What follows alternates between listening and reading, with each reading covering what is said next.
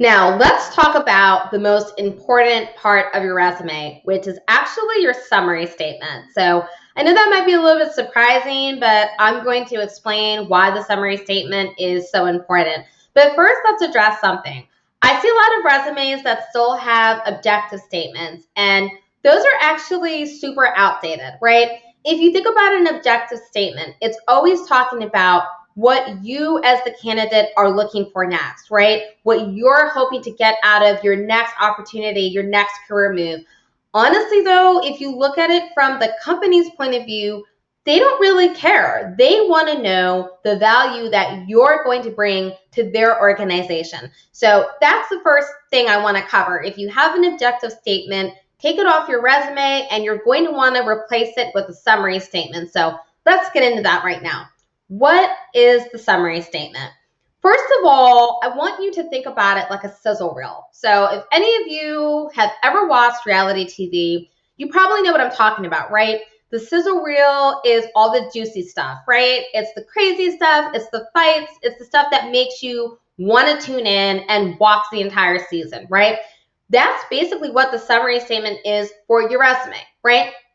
It is what's going to entice the recruiter and the hiring manager to want to read the rest of your resume and to get interested in you as a candidate, okay?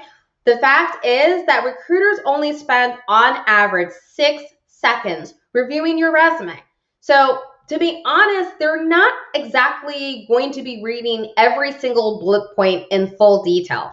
This is why the summary statement at the top of the resume is so important, okay? Because it's a short paragraph that is going to highlight and emphasize your greatest accomplishments and achievements, okay? So let's go into this in a bit more detail.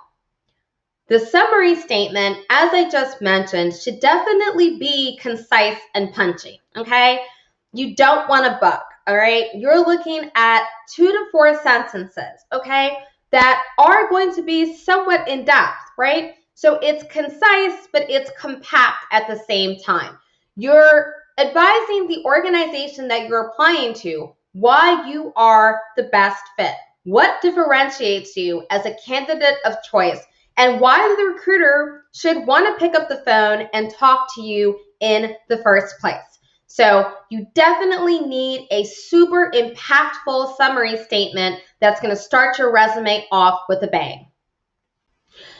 Finally, I want to review how you can quantify your achievements and accomplishments on your resume.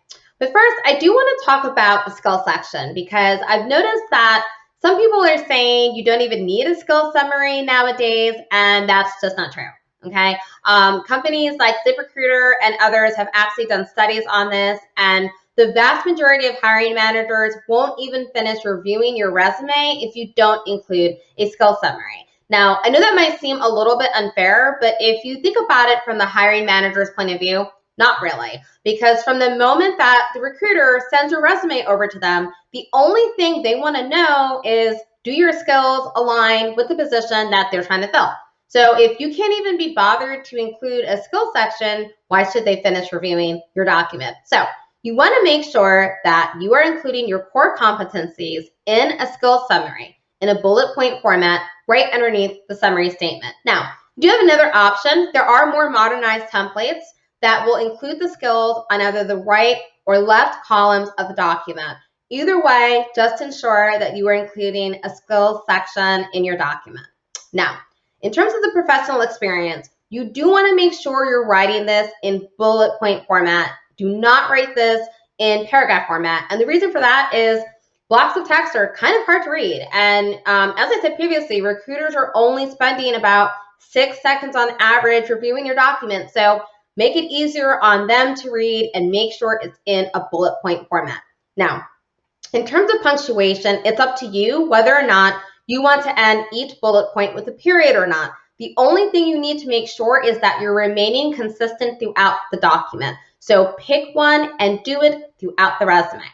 Now, let's talk about what you're actually going to be including in these bullet points, okay? You want to make sure, first of all, that you are skipping the fluff because trust me, nobody cares. It's a waste of time and it's a waste of space.